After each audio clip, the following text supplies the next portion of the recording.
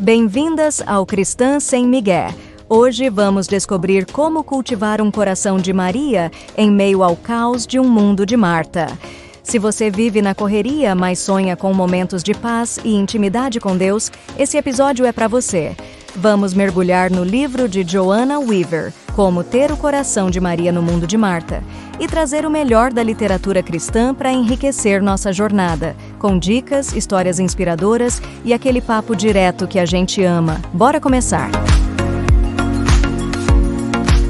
Bem-vindas ao nosso mergulho profundo de hoje, mergulhando no livro Como Ter o Coração de Maria no Mundo de Marta. Um livro que eu aposto vai ressoar com muitas de vocês, né? Que, assim como eu, se sentem às vezes divididas entre as demandas, do dia a dia, e ao mesmo tempo aquele desejo, né, de uma vida mais conectada com Deus. Com certeza. É uma luta real essa pra mulher cristã moderna. E o livro, ele reconhece essa tensão logo de cara. Ele usa uma analogia interessante que é a da gangorra. Ah, legal. De um lado, a gente tem a Marta, né? Sempre atarefada, cheia de responsabilidades. E do outro lado, a gente tem Maria, sentada aos pés de Jesus, absorvendo os ensinamentos. E muitas vezes a gente se sente, né, presa nesse sobe e desce, sem conseguir encontrar o equilíbrio. Essa gangorra às vezes desequilibra, né? E o livro já deixa claro. Não se trata de escolher, né, ser Maria ou ser Marta, mas sim de cultivar o coração da Maria, em meio a esse nosso mundo de Marta. Mas como fazer isso na prática? A gente vive num mundo que nos bombardeia com informação, exige nossa atenção 24 horas por dia. E a gente entra, né, nessa corrida constante contra o tempo. Uma das primeiras coisas que o livro destaca é a importância de a gente priorizar o nosso coração. E não tô falando só de cuidar da saúde física, mas de proteger o nosso interior, a fonte da nossa vida, né? Lembrei daquele versículo em Provérbios 4.23. Acima de tudo, guarda o teu coração, pois dele procedem as fontes da vida. Isso, exatamente. E o livro, ele nos leva a refletir. Como que a gente tem guardado o nosso coração? O que a gente tem permitido entrar? Quais são as influências que estão moldando nossos pensamentos, sentimentos e ações? E como a gente conecta isso com o tema do livro? Com essa busca por ter o coração de Maria? A autora, ela nos leva a entender que ter o coração de Maria começa com a priorização do tempo com Deus, mas não como uma obrigação, não como um item a mais na lista de tarefas, mas como um relacionamento precioso, um encontro íntimo com aquele que nos ama, né, profundamente. E como cultivar essa intimidade com Deus em meio à correria? O livro dá alguma dica prática? Sim. A autora, ela compartilha uma experiência pessoal dela, que é bem marcante e que ajuda a gente a entender a importância desse tempo com Deus. Ela conta que teve um período na vida dela que ela estava se sentindo culpada, porque ela não estava conseguindo manter a constância nos momentos devocionais. E em um momento de oração, ela estava, né, expressando essa frustração para Deus. E ela ouviu algo que fez ela repensar toda a perspectiva dela. Deus disse para ela: o seu problema é que você pensa no momento tranquilo, no estudo bíblico e na hora da oração como fator para seu progresso espiritual. Mas você se esquece que esse momento também tem significado para mim. Nossa, que frase poderosa, realmente, né? Faz a gente entender que Deus deseja ter esse tempo conosco, não por necessidade, mas por amor, por querer se conectar com a gente. Exatamente. E quando a gente compreende isso, o nosso tempo devocional, ele se transforma, deixa de ser um ritual frio e se torna um encontro verdadeiro, com aquele que nos ama e que deseja ter um relacionamento íntimo com a gente. E a partir dessa mudança de perspectiva, como o livro nos direciona, então, a ter o coração de Maria no nosso dia a dia? Uma das ferramentas que o livro apresenta é a sabedoria prática de Provérbios. A autora, ela nos encoraja a ler um capítulo de Provérbios por dia, marcar os versículos que, de alguma forma, tocam o nosso coração e refletir sobre como que a gente pode aplicar esses versículos nas nossas vidas. Interessante.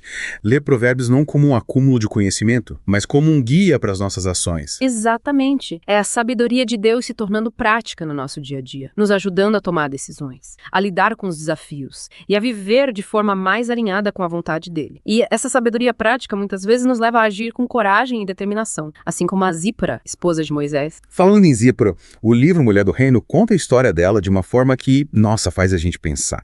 Você lembra daquele episódio em que Moisés se omitiu em obedecer a um mandamento de Deus? Sim. A Zípora, vendo a desobediência do marido e as consequências que isso poderia trazer, ela tomou uma atitude drástica. Ela mesma realizou o ritual que Moisés deveria ter feito, demonstrando a fidelidade dela a Deus, mesmo diante da inércia do líder dela, né? Um exemplo poderoso de como, às vezes, a submissão a Deus exige que a gente haja com firmeza, mesmo quando aqueles ao nosso redor, né, não estão seguindo o caminho que a gente acredita ser o correto. E essa história levanta uma questão importante: como equilibrar essa coragem de agir com as expectativas, né, que a sociedade e até mesmo a cultura da igreja impõe às mulheres. É sobre isso que o livro Confrontando o Feminismo Evangélico nos convida a refletir. Verdade, um tema super relevante. A gente vive num tempo em que, diversas vozes se levantam, né, dentro e fora da igreja, defendendo diferentes visões sobre o papel da mulher, na sociedade, na família. E esse livro, ele nos desafia a analisar criticamente essas diferentes perspectivas, à luz das escrituras, para a gente poder discernir o que é realmente bíblico e o que são apenas ideologias humanas, né?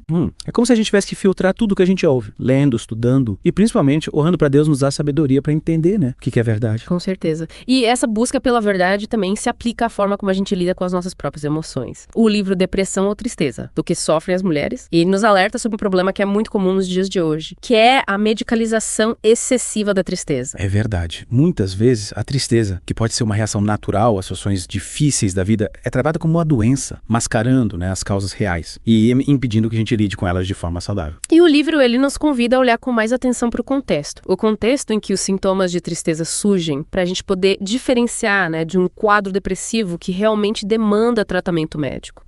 É como se a gente tivesse que fazer uma análise mais profunda, não só dos sintomas, mas da raiz do problema, para poder buscar ajuda adequada, encontrar a cura verdadeira. Exatamente. E essa busca pela cura, né, pela integridade, também se aplica aos nossos relacionamentos.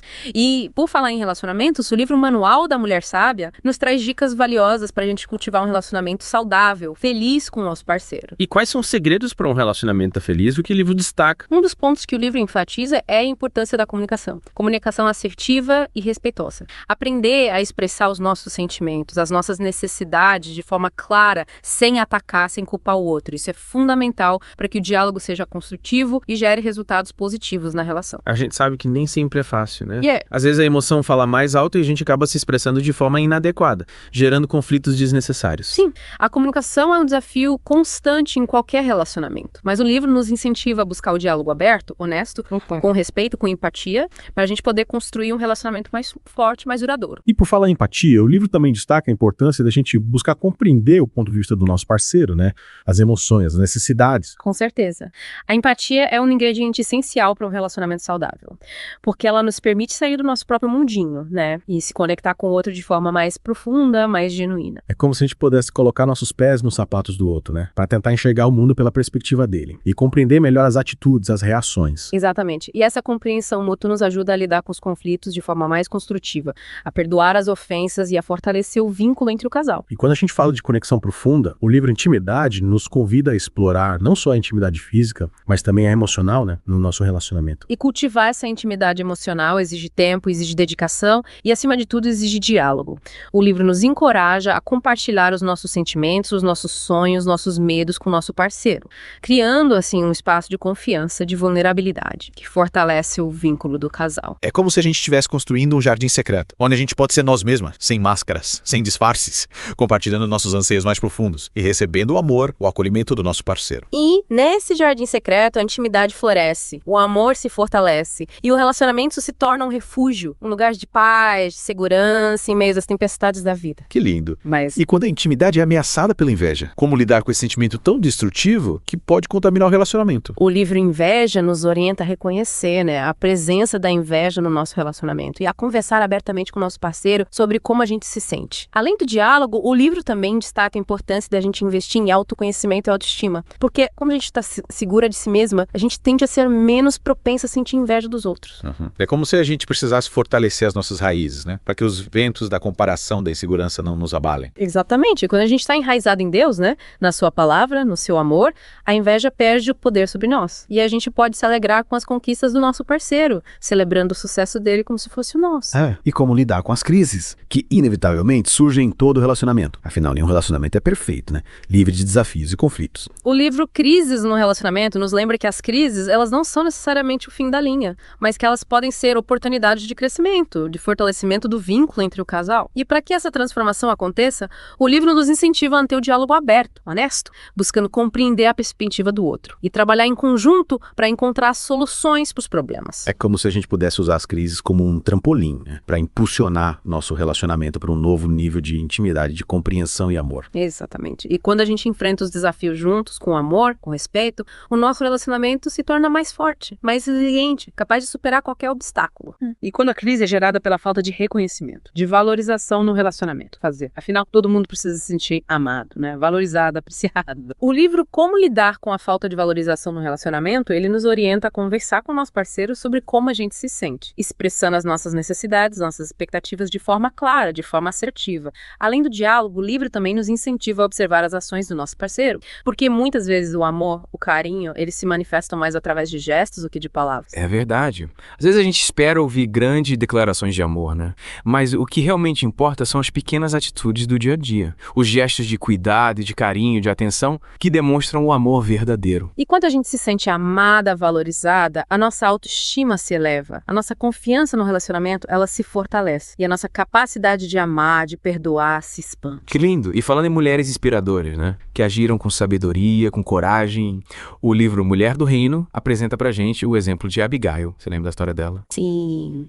A Abigail foi uma mulher que agiu com muita sabedoria e diplomacia, né, para salvar a família dela da ira de Davi. O marido dela, Nabal, ele tinha tratado Davi e os homens dele com desprezo. E Davi, enfurecido, estava decidido a se vingar.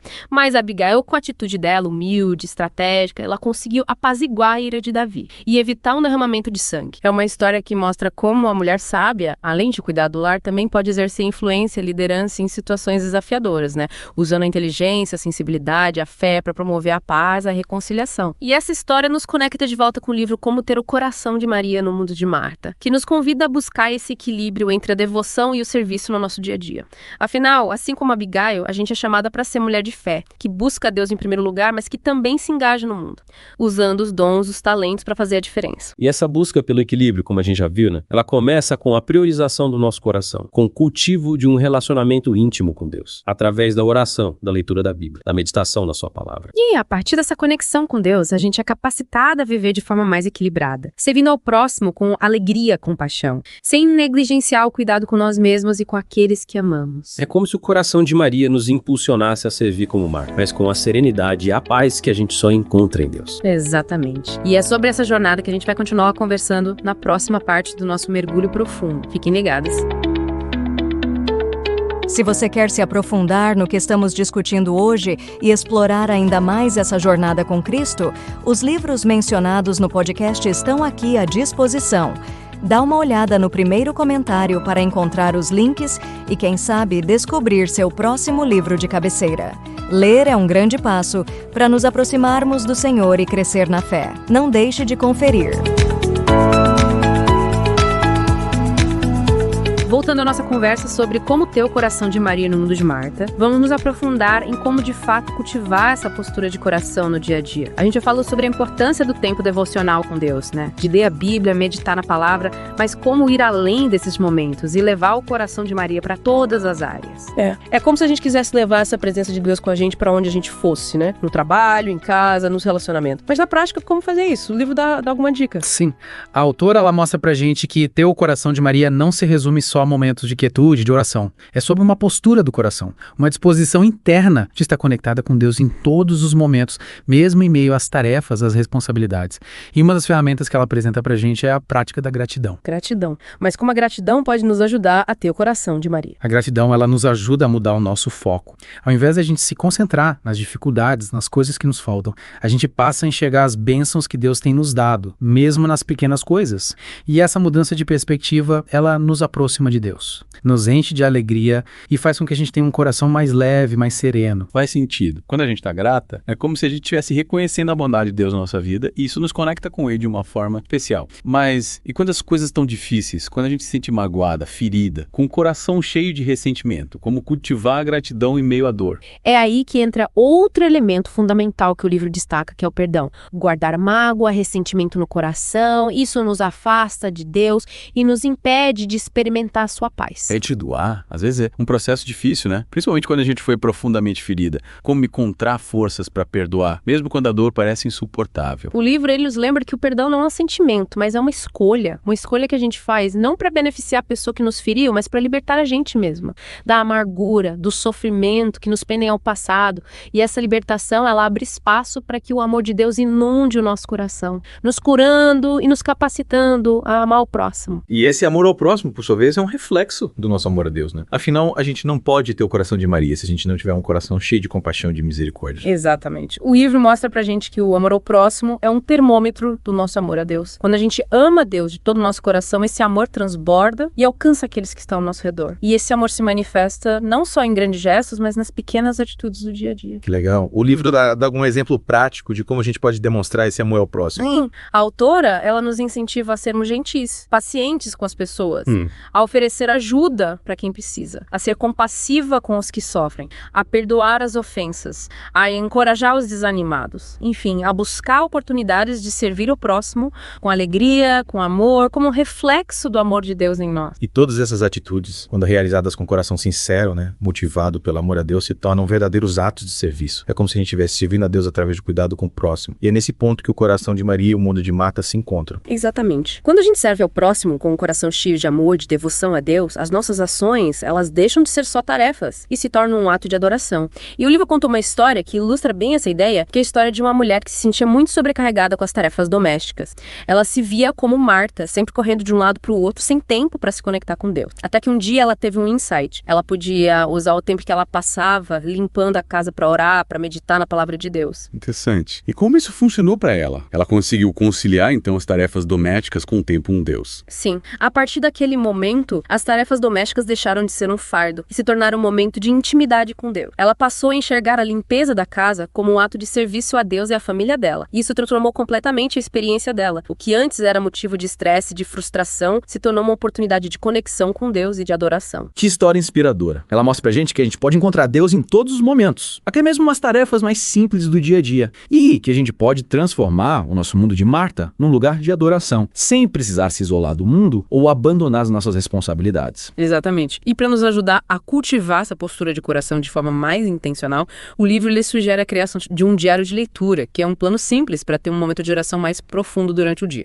A ideia é separar um tempo, mesmo que seja curto, para se conectar com Deus através da leitura da Bíblia, da meditação e da oração. E, na prática, como funciona esse diário? O que a gente deve escrever nele? O livro ele dá um exemplo de como que a gente pode estruturar esse momento devocional. Começar com um tempo de gratidão, agradecendo a Deus por todas as bênçãos que Ele tem nos dado. Depois ler um trecho da Bíblia, meditando no significado da passagem, como ela se aplica à nossa vida. Em seguida, escrever os versículos que mais nos tocaram e as reflexões que a gente teve durante a leitura. E, por fim, orar a Deus, entregando a Ele as nossas ansiedades, pedindo a sua direção para o nosso dia e intercedendo por aqueles que a gente ama. Parece um plano bem simples, bem prático, né? E quando a gente se compara com outras mulheres, que parecem ter uma vida devocional mais intensa, um relacionamento com Deus mais profundo, como lidar com essa sensação de inadequação? O livro nos alerta sobre os perigos da comparação. Comparação é um ladrão de alegria. Cada mulher ela tem a sua própria jornada, os seus dons, os seus talentos, os seus desafios. E quando a gente se compara com as outras, a gente acaba se sentindo inadequada, inferior ou até mesmo superior. E isso nos afasta de Deus e do nosso propósito. É verdade. As redes sociais, por exemplo, muitas vezes nos bombardeiam com imagens de vidas perfeitas que na verdade não passam de uma ilusão, né? E essa comparação constante pode nos levar a um ciclo de insatisfação e de frustração. Como evitar cair nessa armadilha? O livro nos incentiva a buscar a nossa identidade em Deus, a reconhecer o nosso valor, a beleza da nossa singularidade. E quando a gente está segura de quem a gente é em Cristo, a gente não precisa se comparar com ninguém. A gente pode celebrar as vitórias das nossas irmãs sem se sentir ameaçada ou diminuída. A gente pode aprender com elas, se inspirar nos exemplos, sem perder de vista essa própria jornada e o nosso chamado único. E quando a gente se sente desanimada, insegura ou sobrecarregada, o que o livro aconselha a gente a fazer? Como encontrar forças para continuar? O livro nos lembra da importância de ter um círculo de amigas que nos apoiem, que nos encorajem na fé, amigas que possam nos ouvir sem julgamento, que nos deem conselhos sábios, que orem por nós, que nos lembrem das verdades de Deus quando a gente está desanimada. E que nos inspirem a viver uma vida mais próxima de Cristo. Amigas que nos ajudem a carregar os fardos, a celebrar as vitórias e a encontrar a beleza, em meio às lutas do dia a dia. Amigas que nos lembrem que a gente está sozinha nessa jornada. Exatamente. E o livro, ele também nos incentiva a ser essa amiga para outras mulheres, né? A estender a mão para aquelas que estão precisando de apoio, de encorajamento, de amor. Afinal, a gente é chamada para viver em comunidade, para cuidar umas das outras. E para construir juntas um reino de amor, de graça e de compaixão. Que lindo! Essa conversa está sendo muito inspiradora. E você, querido ouvinte, o que você tem achado da nossa conversa? Compartilhe as suas reflexões nos comentários e continue acompanhando o nosso podcast. Na próxima parte, a gente vai explorar a última parte do livro e descobrir como a gente pode aplicar todos esses ensinamentos em nossas vidas. Fiquem ligados! Tá curtindo a conversa? E que tal ir além e explorar tudo isso por conta própria?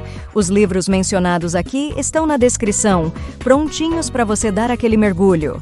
Então, se quer fortalecer sua fé e mergulhar mais fundo nas verdades de Deus, a dica é: escolha seu livro e descubra quanta transformação uma leitura pode trazer.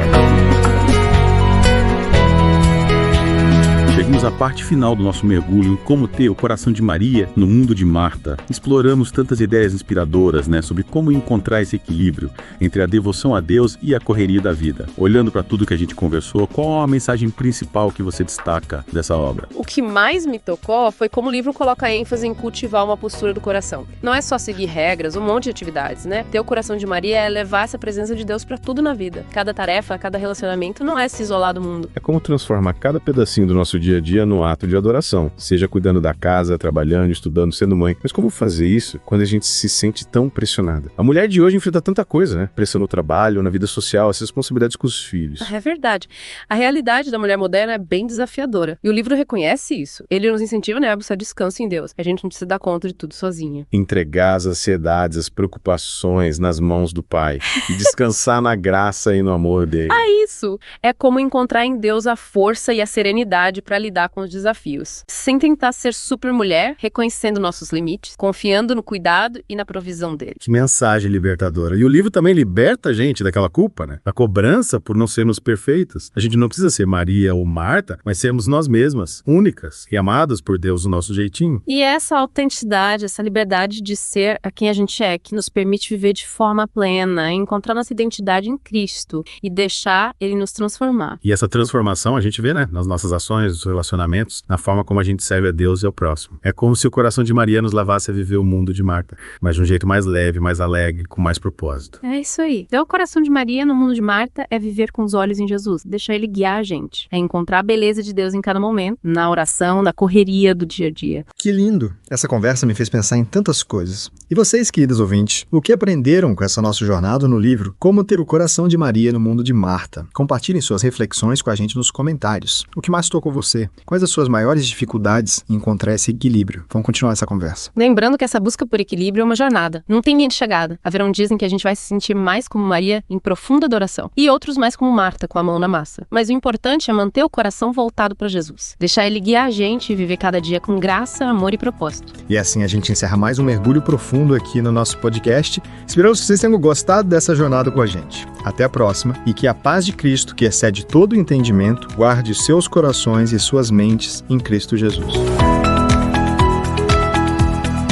Foi um prazer compartilhar essa conversa com vocês. E para quem quer se aprofundar, os livros que mencionamos estão aqui logo abaixo, esperando para serem descobertos. Que essas leituras abençoem seu caminhar com Deus.